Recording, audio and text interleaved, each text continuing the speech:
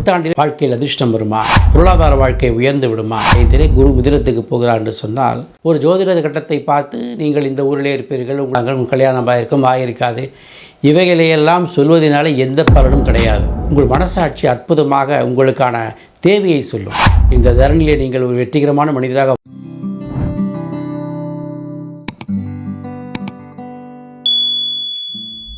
அன்பும் அருளும் எங்கும் தழைக்க, அறிவும் மனமும் இணைந்து சிறக்க, அகிலம் முழுதும் இன்பம் கோடி கோடி கோடி நிறையவே.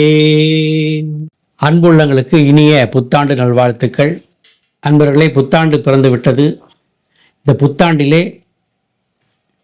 பலரும் எதிர்பார்த்து கொண்டிருப்பது நம்முடைய வாழ்க்கையில் என்ன மாற்றம் நடக்கப் போகிறது, நம்முடைய வாழ்க்கையில் அதிர்ஷ்டம் வருமா, நம்முடைய லட்சியங்கள் இந்த வருஷம் நிறைவேறுமா, இந்த வருடம் நம்முடைய பொருளாதார வாழ்க்கை உயர்ந்து விடுமா, இப்படி பல கோணங்களிலே பல கேள்விகளோடு இந்த புத்தாண்டை எல்லோரும் எதிர்நோக்கி கொண்டிருக்கிறார்கள். அந்த வகையிலே இந்த கேள்விகளுக்கெல்லாம் பதில் சொல்லுகின்ற வகையிலே ஜோதிட சாஸ்திரம் ஒரு கருவியாக பலராலும் பார்க்கப்பட்டு பலரும் எல்லா ராசிகளுக்கும் பலவிதமான பலன்களை சொல்லி வருகிறார்கள்.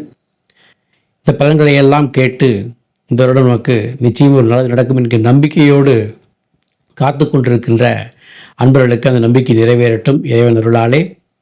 ஆனால் யதார்த்தமான ஒரு விஷயம் என்னவென்று சொன்னால், இந்த கிரகங்கள் மாறுவதனாலே நம்முடைய வாழ்க்கை மாறிவிடுமா என்று சொன்னால் நிச்சயம் இல்லை. கிரகங்கள் என்ன செய்கின்றன? கிரகங்கள் தத்தமது இயக்கத்தை தான் செய்து கொண்டிருந்த போது அதனாலே நமக்கு எந்த விதமான ஒரு மாற்றமும் நிகழ்வதில்லை.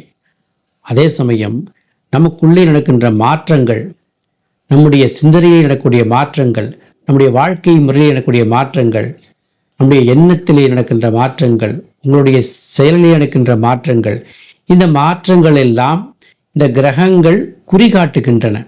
ஏனென்று சொன்னால் நாம் ஏற்கனவே இந்த ஜோதிடத்தினுடைய அறிமுகத்திலே சொல்லியிருக்கிறோம். 7 விதமான கிரகங்களும் நம்முடைய உடம்பிலே 7 விதமான தாதுக்களின் அம்சமாக இருக்கின்றன.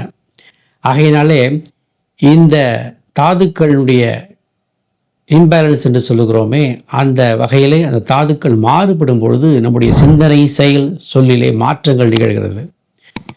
ஒரு நாளைக்கு போல் நம்முடைய எண்ணங்கள் இருப்பதில்லை.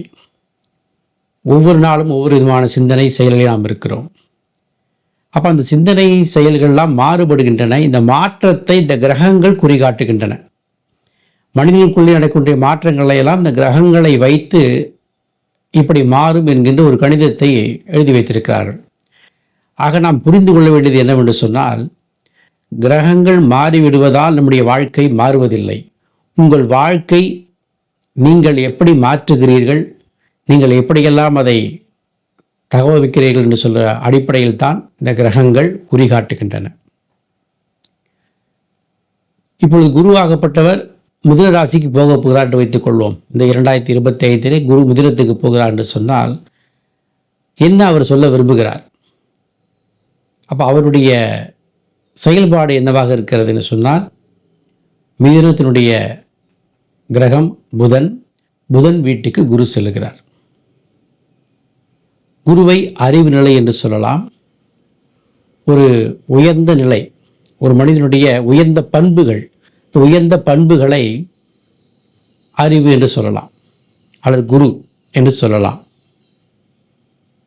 இந்த உயர்ந்த பண்புகள் புதனுடைய வீட்டுக்கு சென்று அமர்கின்றன. புதன் என்பது அறிவாளித்தனம், இன்டலெக்சுவல் என்று சொல்லுகிறோமே, அந்த அடிப்படை பண்பு அந்த புதனுக்கு கொடுக்கப்பட்டிருக்கிறது. அது ஒரு குறிகாட்டி. புதன் என்று சொன்னால் ஒரு இன்டலெக்சுவல் என்ற குறிகாட்டி. அப்பொழுது ஒரு உயர்ந்த பண்பு இப்படி ஒரு குறிகாட்டியோடு சேரும் பொழுது என்ன உங்களுடைய உள்ளத்தில் சிந்தனையில் மாற்றம் நடக்கும் என்கின்ற வகையில் தான் அந்த ஜோதிடமானது நமக்கு சொல்லப்படுகிறது. இந்த குருவினுடைய பார்வை என்று சொல்லுகிறோம். அந்த பார்வையானது குறிப்பிட்ட ராசிகளிலே விழுகிறது. அந்த குறிப்பிட்ட ராசிகளிலே விழும்பொழுது அந்த மாற்றம் என்னவாக இருக்கும், அது நமக்கு என்ன தருகிறது என்று சொன்னால், உயர்ந்த பண்புகளை வைத்துக்கொண்டு நீங்கள் செய்யக்கூடிய செயல் எந்த பகுதியை நோக்கி செலுத்தப்படுகிறது என்பதுதான் இந்த குருவினுடைய பார்வை. உதாரணத்திற்கு மிதுன ராசியிலே இருந்து கொண்டு துலா ராசியிலே குரு பார்க்க போகிறார். அடுத்ததாக அவருடைய ராசியான தனுசு ராசியையும் பார்க்க போகிறார். அடுத்ததாக கும்ப ராசியையும் பார்க்க போகிறார்.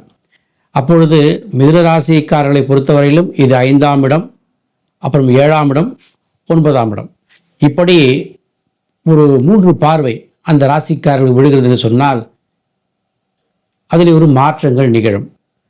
அந்த மாற்றம் எதை அனுசரித்து என்று சொன்னால், பிறவியிலே நீங்கள் அந்த குருவின் பண்புகளை எப்படி பெற்றிருக்கிறீர்கள், அதாவது குரு உங்களுடைய பிறவி ஜாதகத்தில் எங்கே இருக்கிறார், இதை அனுசரித்துத்தான் அந்த குரு உங்களுக்கு நன்மையையோ அல்லது தீமையோ செய்வதாக சொல்லுகிறோம். உண்மையில் அதை அனுசரித்து நீங்கள் தான் அந்த செயலை செய்கிறீர்கள். ஆக நீங்கள் புரிந்து கொள்ள வேண்டிய விஷயம் என்று சொன்னால், கிரக மாற்றங்கள் நம்முடைய வாழ்க்கையை மாற்றுவதில்லை. உங்களுடைய வாழ்க்கையினுடைய மாற்றங்கள் கிரகங்கள் வெளிப்படுத்துகின்றன. கிரகங்கள் வெளிப்படுத்துவதை வைத்துக்கொண்டு தான் நாம் நம்முடைய செயலையும் சிந்தனையும் மீண்டும் மாற்றி அமைத்துக் கொள்கிறோம். ஜோதிட சாஸ்திரத்திலே மக்களுக்கு சாதகமாக சொல்வதுதான் ஜாதகம் என்று சொல்லுவோம்.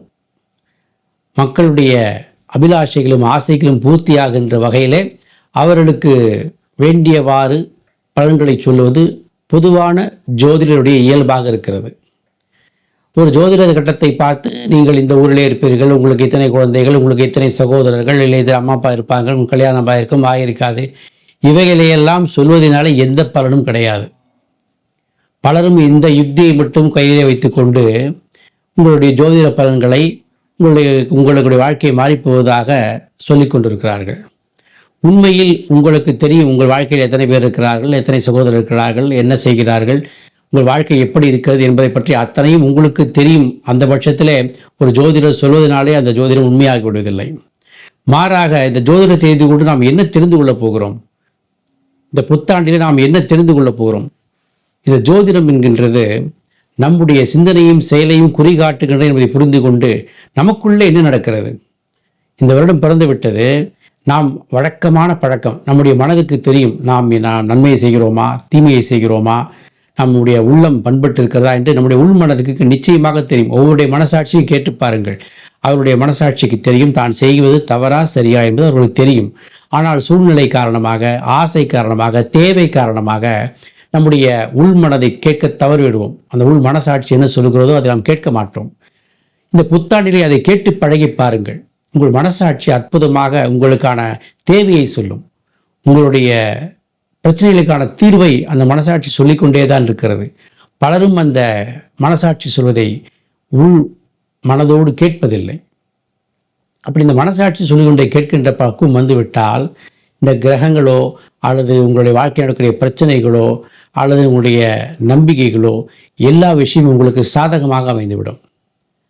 ஆக உங்களுடைய டூஸ் அண்ட் டன்ஸ், எதை செய்யணும் எதை செய்யக்கூடாது என்கின்ற 2 விஷயத்தை நீங்கள் கடைபிடிக்க ஆரம்பித்து விட்டால் இந்த வருடம் உங்களுக்கு மிக அற்புதமாக இருக்கும்.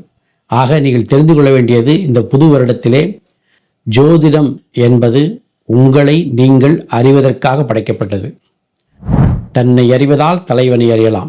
தன்னை அறியக்கூடிய அந்த ஜோதியானது எங்கு இருக்கிறது, அது எப்படி செயல்பட போகிறது, அந்த செயலுக்கு எதெல்லாம் தடையாக இருக்கிறது என்பதை காட்டுவதுதான் ஜோதிடம். ஆக உங்களை நீங்கள் வெற்றி கொள்வதற்கும் இந்த தரணிலே நீங்கள் ஒரு வெற்றிகரமான மனிதராக வாழ்வதற்கும் நீங்கள் தன்னை அறிந்து கொள்ள வேண்டும்.